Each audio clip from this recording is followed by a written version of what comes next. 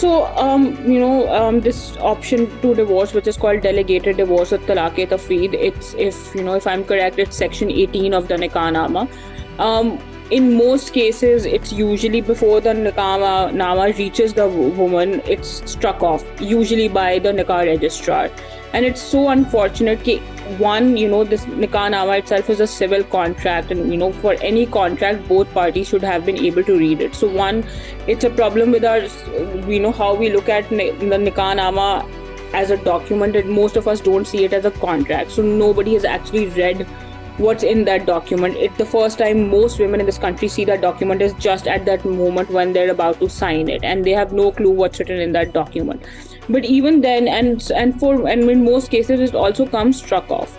But I've also from experiences and from what I've seen around, even in certain cases where women try, that I want this right, it becomes an issue that it's this time of marriage. It's supposed to be a happy time, an auspicious time. Why muddy the waters by bringing up something as contentious as divorce, which honestly is a very myopic way to look at it, because we need to start imagining, or there needs to be a reimagination of marriage in our society.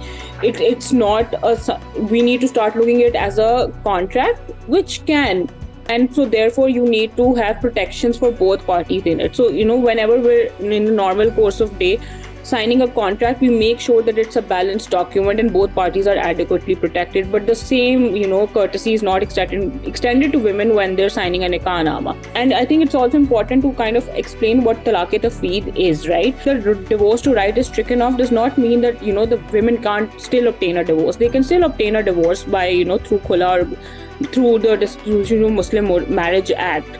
They can still go to court. That right doesn't get taken away. What talaq-e-tafweed allows women to do is to not have to go to court to obtain talaq, and it kind of puts them on an equal pedestal with men. So as women can then follow the same mode of divorce that usually men have. So which is what it makes it even more strange that why people are so hesitant to give women the right to divorce, because if it does at the end of the day come to divorce, it's just only making everybody's lives easier.